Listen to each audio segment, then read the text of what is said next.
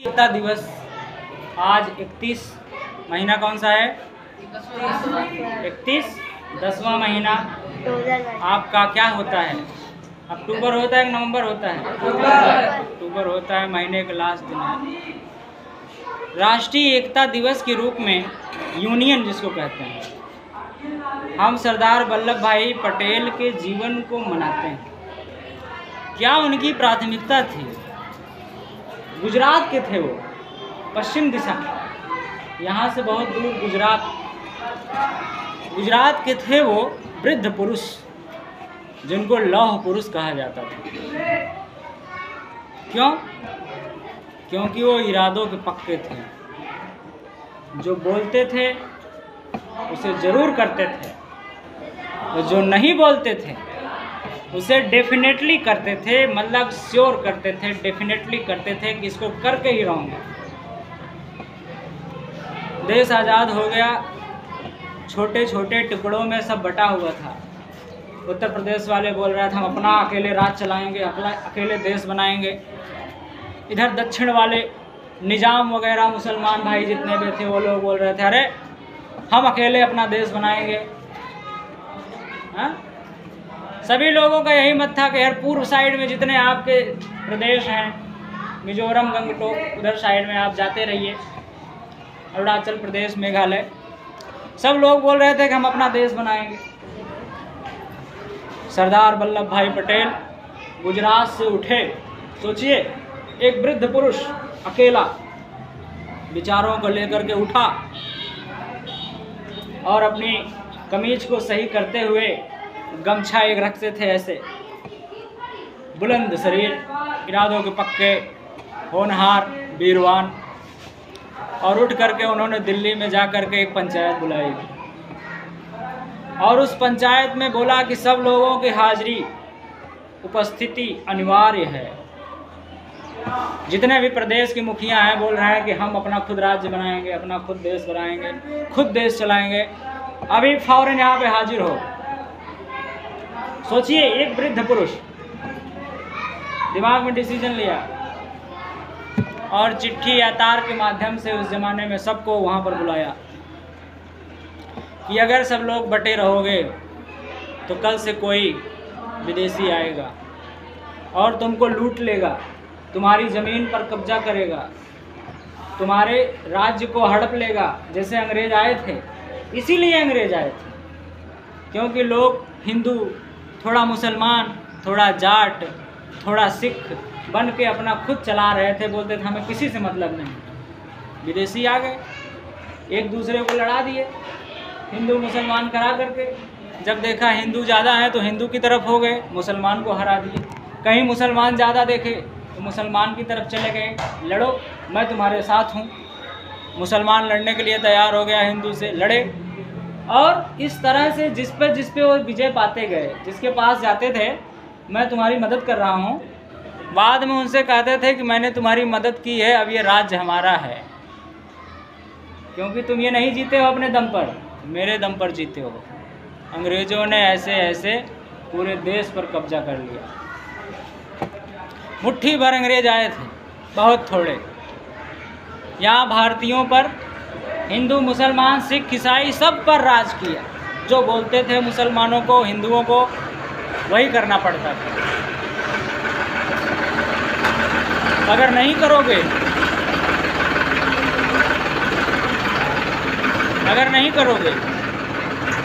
तो तुम पर जुल्म किया जाएगा, तुमको कोड़े बरसाए जाएंगे, तुमको जेल में डाल दिया जाएगा। इसीलिए अंग्रेज हावी हो गए। ठीक है, सुन लीजिए बात। मैं सरदार वल्लभ भाई पटेल की कर रहा था, तो इसी कड़ी में सरदार वल्लभ भाई पटेल ने सबको अपने बल से, जो लोग समझदार थे समझ गए, जो नहीं समझ रहे थे उनको अपने बल के प्रभाव से, अगर तुम नहीं मिलोगे तो ज़बरदस्ती तुमको मिलाऊंगा, लेकिन अपने देश में सबको मिला करके एक देश बनाऊंगा, भारत, पूरा भारत एक होगा, एक प्रधानमंत्री बनेगा और वही पूरे देश के ऊपर राज करेगा। हर प्रदेश से सांसद आएंगे वहाँ पे और वो मंत्री बनेंगे। और वही मंत्री और देश मंत्री और प्रधानमंत्री और मुख्यमंत्री मिलकर देश चलाएंगे। तो ऐसे थे सरदार वल्लभ भाई पटेल, जिन्होंने अपने दम पर पूरे भारत को एक सूत में बांधने का, एक मणि की तरह से पिरोया, एक धागे में सारे राज्यों को बांध दिया और एक माला बनाई। उस माला को भारत कहते हैं। भारत आज अखंड संप्रभुत्व राज देश है।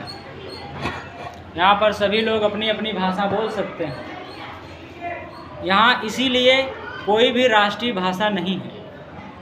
मुसलमान भाइयों ने कहा उर्दू को बनाओ,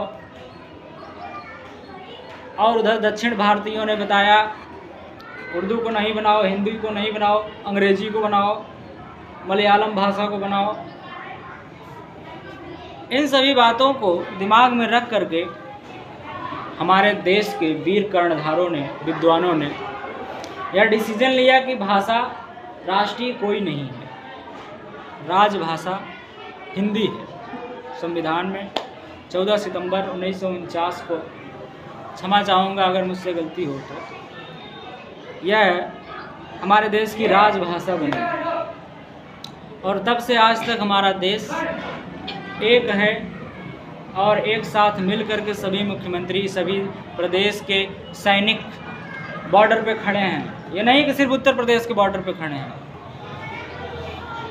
सब प्रदेश के युवा मजबूत जो हैं वो बॉर्डर पे खड़े हैं। सब प्रदेश के जो यशस्वी पढ़े लिखे विद्वान हैं वो IAS बने हैं, वो हर प्रदेश में उनका ट्रांसफ़र होता रहता है। ये नहीं है कि यहीं रहोगे, जहाँ चाहेगा मुख्यमंत्री आपको वहाँ भेज देगा, क्योंकि आप पढ़े लिखे गणमान्य पुरुष हैं, आप भारत के भविष्य के बारे में बात करेंगे।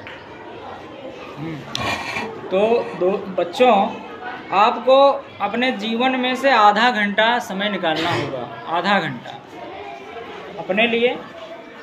हम फिट रहें, हम निरोगी रहें, हम अच्छा खाएं, अच्छा बीज बोएं, अच्छी फसल बोएं अपने स्वास्थ्य के लिए। साथ ही साथ आधा घंटा चिंतन करें कि हम अपने देश के लिए क्या करें। नहीं कुछ कर सकते हो तो पेड़ पौधे लगा सकते हो हैं, हम अपने देश के लिए ऑक्सीजन देंगे। हरी सब्जियां को आप बीज सकते हो, उन सब्जियों से आप अपना भरण पोषण करेंगे। विदेश से सब्जियां आती हैं जो, वो नहीं आएंगी। कुछ सब्जियां हैं जो विदेश से आती हैं, लेट्यूस और भी तमाम विदेशी सब्जियां हैं। तो कहने का तात्पर्य यह है कि सब लोग मजबूत बनिए, कुछ न कुछ कीजिए, क्योंकि 4 लोग तो कहेंगे, समीना 4 लोग तो कहेंगे। अगर आप कुछ नहीं करोगे तब एक दिन 100 लोग कहेंगे कि यह निठल्ला है, ये कुछ नहीं कर पाया अपने जीवन में, सिर्फ खाया नहाया और सो गया और एक दिन मर गया। और एक वो भी वीर होते हैं जो कुछ करके मरते हैं, आज उनको हम अपनी किताबों में पढ़ रहे हैं। हाँ, वो भी बच्चे थे, कभी छोटे से पढ़े, स्कूल में बढ़े, विचार लिए हुए थे अपने दिमाग में, और ऐसा कुछ कर गए कि उनकी जीवनी आज हमको याद करना पड़ रहा है, उनका जीवन परिचय याद करना पड़ रहा है। वो महिलाएं भी थी, वो पुरुष भी थे, वो बच्चे भी थे, वो बुजुर्ग भी थे। ठीक है, इन्हीं बातों के साथ हम अपनी बातों को विराम देते हैं। धन्यवाद।